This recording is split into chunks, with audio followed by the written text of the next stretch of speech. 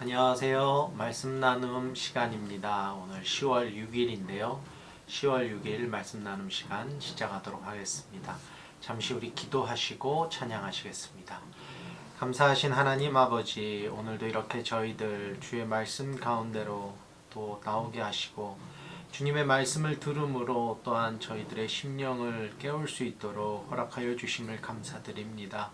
아버지 하나님, 이 시간 온전히 주님만 바라보게 하시고 온전히 주님께만 영광 돌릴 수 있는 시간 되게 하여 주시옵소서.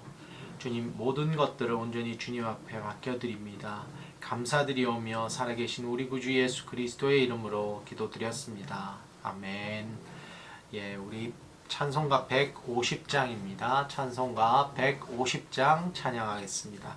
오늘은 1절부터 4절까지 다 찬양하도록 하겠습니다. 찬송가 150장입니다. 갈보리 산 위에 십자가 섰으니 주가 고난을 당한 표라. 험한 십자가를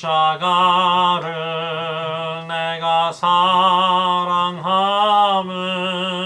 주가 보혈을 흘림이라.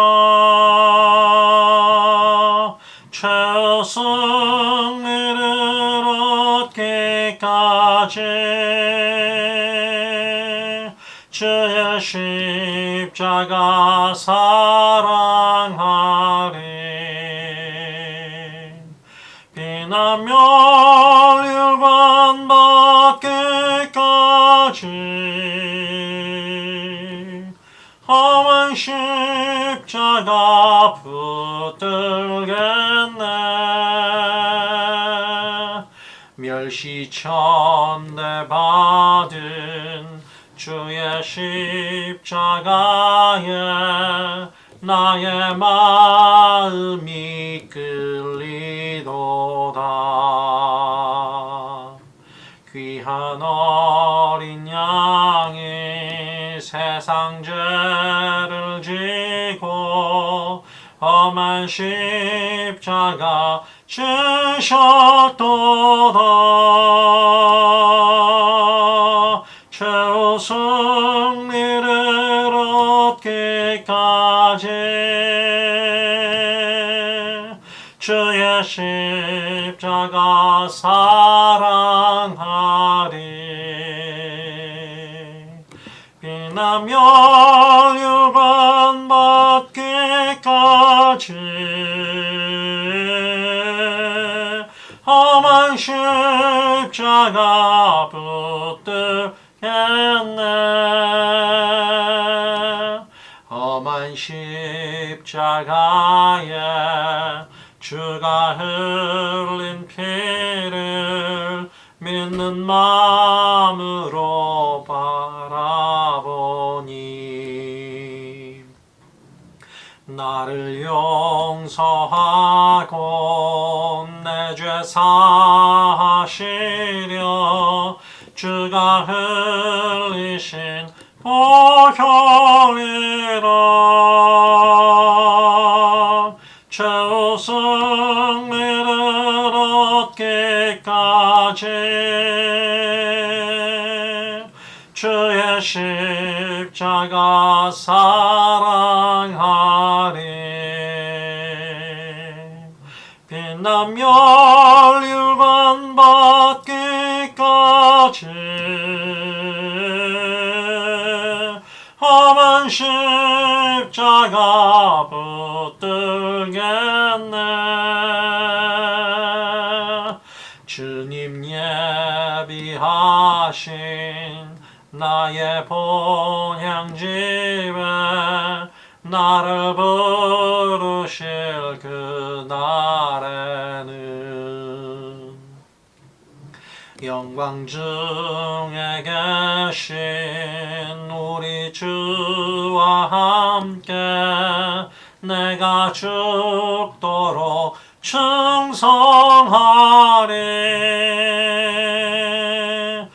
최후 승리를 얻게 때까지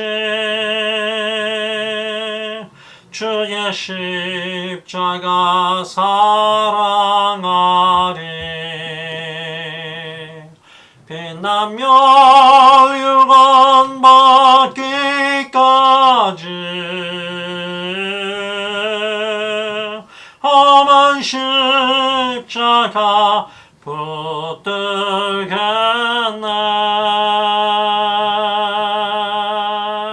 아멘. 예, 오늘 함께 나누실 말씀은 창세기 14장입니다. 창세기 14장 우리 오늘 함께 나누도록 하겠습니다.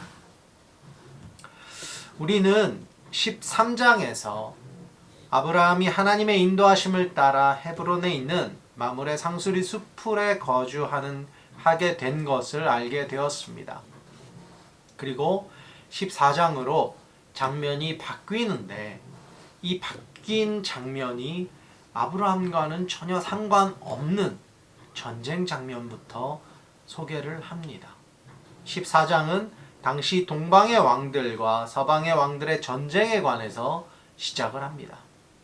어떤 학자들은 그리고 1절부터 16절까지 3번에 걸친 전쟁 이야기를 소개하고 있는데 어떤 학자들은 이 3차례의 전쟁을 고대의 세계대전으로 보는 이들도 있습니다.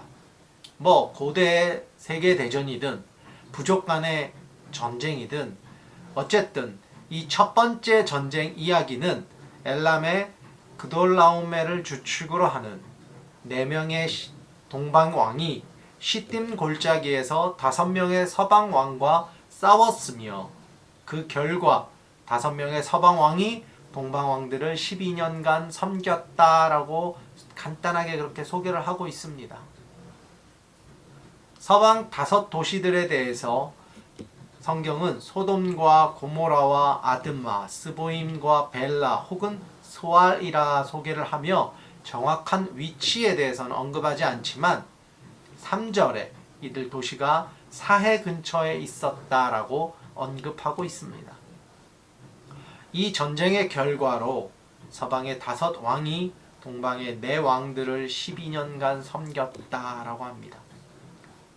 그리고 이어서 5절부터 12절까지는 그 12년간 섬기던 서방 왕들이 다시 동방의 왕들을 배신하였으며 그돌라오메를 주축으로 하는 동방의 왕들이 요단 동편의 여러 민족들을 정복하며 고대 거인으로 알려졌던 르바 족속, 수스 족속, 엠 족속, 호리 족속, 아말렉 족속과 아모리 족속의 땅을 차례대로 정복했다라고 기록을 하고 있습니다. 그러면서 동방의 왕들과 평지의 도시들과의 2차 전쟁이 간략하게 소개가 되는데, 그러나 이 2차 전쟁에 대해서 전투의 내용은 언급되지 않는 것으로 보아서 그만큼 빠르게 전투가 치러지고 끝이 났기 때문이라고 많은 주석가들은 기록하고 있습니다. 그럼에도 그 결과로 그돌라오멜의 연합군이 소돔왕과 그 연합군을 물리치고 소돔과 고모라를 약탈하는 중에 소돔에 거했던 롯과 그의 재물과 그의 가족들이 노략당했다라고 기록을 합니다. 13절은 도망자, 즉 전투에서 패했지만 목숨을 건진 한 사람이 아브라함에게 와서 그 모든 사실을 알렸다라고 시작을 합니다. 그런데 이때 아브라함을 향해서 히브리 사람 아브라함이라고 소개합니다. 왜 굳이 히브리 사람이라고 콕 찍어서 이야기를 했을까요? 지금까지 아브라함의 관점에서 성경은 이야기가 12장부터는 아브라함의 관점에서 전개가 되었습니다. 그런데 특별히 14장은 아브라함과는 관계없는 사건이 다루어지고 있어요. 그리고 특별히 13절은 이 도망자의 관점에서 아브라함을 찾으러 가는 상황입니다.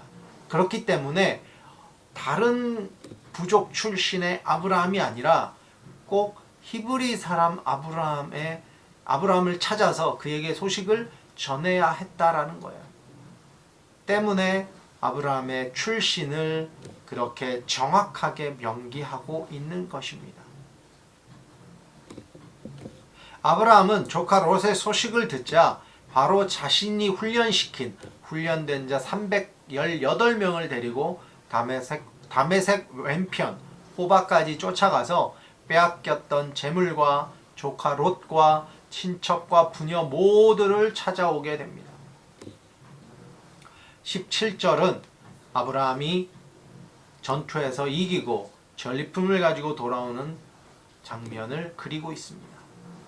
그리고 소돔 왕이 아브라함을 영접하는 장면을 또한 보여주고 있습니다. 17절부터는 단 3사람만이 등장을 하는데 소돔 왕과 아브라함과 그리고 살렘 왕 멜기세덱입니다. 18절에 멜기세덱에 관해서 성경은 이렇게 기록하고 있습니다. 살렘 왕 멜기세덱이 그는 지극히 높으신 하나님의 제사장이었더라. 성경은 멜기세덱에 대해서 살렘 왕이자 하나님의 제사장이라고 밝히고 있습니다.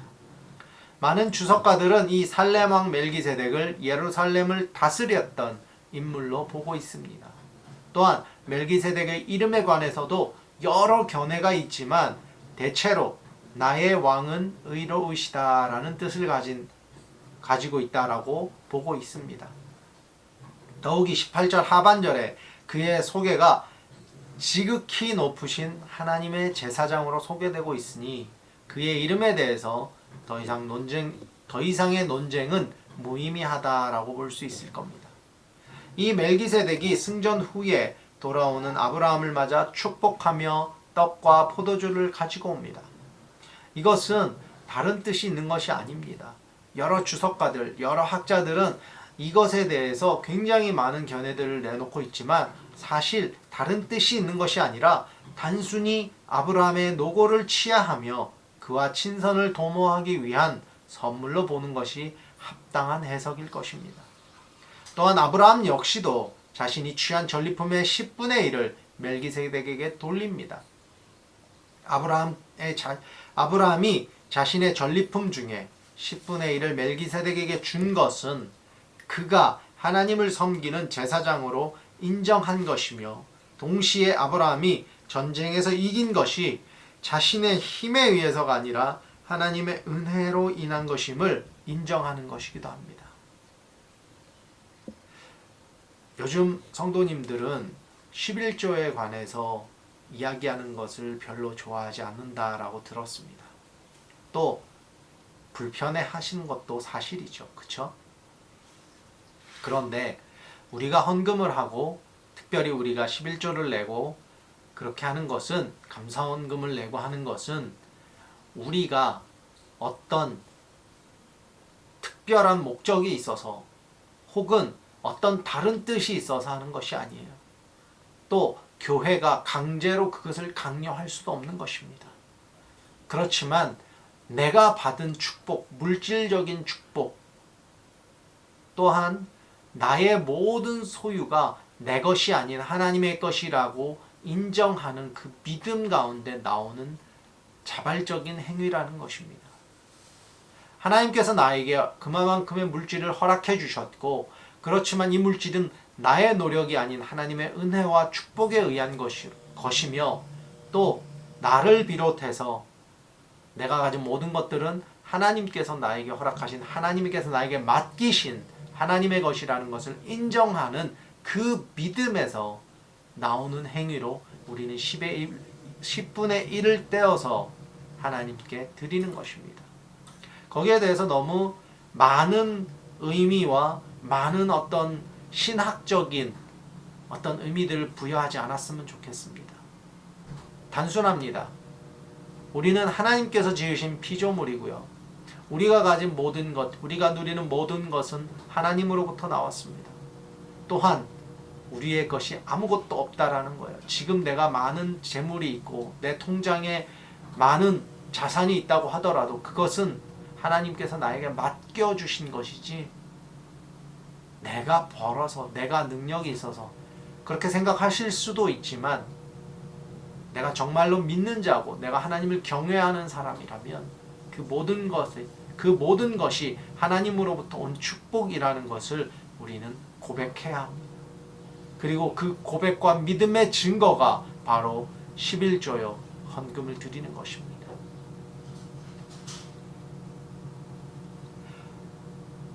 더 나아가서 아브라함 역시도 마찬가지, 이 학자들도 이렇게 해석을 합니다. 하나님께 드린 11조는 아브라함 자신의 모든 소유는 물론이거니와 자기 자신도 만왕의 왕이신 하나님의 것임을 인정하는 신앙의 성숙한 고백의 표현이다라고 학자들도 그렇게 이야기를 하고 있습니다.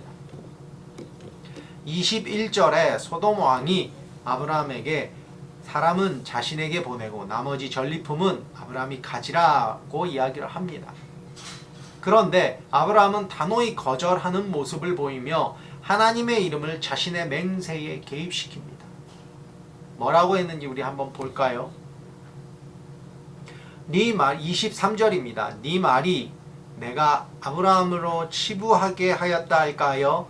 내게 속한 것은 실 한 오락이라도 실 한 오락이나 들매끈 한 가닥도 내가 가지지 아니하리라. 그 전에 22절에 잘 안 보입니다. 22절에 아브라함이 소돔 왕에게 이르되 천지의 주제이시오 지극히 높으신 하나님 여호와께 내가 손을 들어 맹세하노니, 그리고 23절에 그렇게 말을 한 겁니다. 이것은 비록 사람과의 관계에 있어서도 하나님 앞에서 행동하듯이 그렇게 신실하게 처리하겠다는 그의 신앙적 자세를 나타내고 있는 것입니다. 아브라함은 그 어떠한 상황에서도 하나님 경외하기를 그치지 않았습니다. 그는 하나님 여호와를 지극히 높으신 하나님으로 경외합니다. 아브라함의 이 믿음, 아브라함의 이 모습, 우리는 다른 것보다 이 믿음과 이 모습의 본을 받아야 합니다. 따라야 합니다. 우리가 믿음의 조상이요 믿음의 아버지라고 칭하는 이유는 바로 이런 부분 때문입니다. 우리의 상황이, 우리의 환경이, 지금 우리가 아주 힘든 상황이 있다고 하더라도, 내 마음이 아주 곤고한 가운데 있다고 하더라도, 그럼에도 불구하고 내가 하나님을 바라보며 하나님을 의지하며 하나님께 매달릴 때에 하나님께서는 길을 반드시 열어주신다는 겁니다. 사람들하고의 관계에 있어서도 내가 하나님 앞에서 행함과 같이 그렇게 신실하게 우리의 삶 가운데 그 모습을 보일 때 그리스도인으로서 참 삶이 아닐까, 하나님이 기뻐하시는 삶, 즉 하나님과 동행하는 삶을 사는 것이 아닐까라고 저는 생각을 합니다. 오늘 여러분들은 오늘의 말씀을 통해서 어떤 것들을 깨닫게 되었습니까? 14장은 앞장의 내용과 전혀 무관해 보이는 전쟁 이야기로 시작했다라고 했습니다. 그러나 그 전쟁으로 인해서 아브라함의 조카 롯이 사로잡혀가게 되고, 그를 구하기 위해서 아브라함이 출전하면서 또 멜기세덱의 고백과 아브라함의 11조를 통해서 하나님께서 이 천지 만물을 모두 주관하신다는 것을 우리는 아주 간략하게나마 보게 되었고 또 깨닫게 되었습니다. 우리는 우리의 삶 가운데 하나님 아버지의 역사하심을 결코 잊어서는 안 됩니다. 늘 똑같은 하루, 똑같은 시간을 보낸다라고 하더라도 그 안에 하나님의 역사하심은 분명히 존재합니다. 그렇기 때문에 그 하루를 소홀히 허투루 여겨서는 안 될 것입니다. 특별히 아브라함의 경건한 모습을 보면서 우리는 그의 모습이 곧 우리의 모습이 될 줄로 믿어야 합니다. 우리 역시도 아브라함과 같이 신실하고 경건하며 하나님을 경외하기를 끊임없이 그렇게 나타내며, 삶 속에서 나타내며 살아야 한다는 것입니다. 오늘 하루도 그런 하루를, 그런 날들을 살아가시는 저와 여러분들이 되시기를 우리 주님의 이름으로 축원합니다.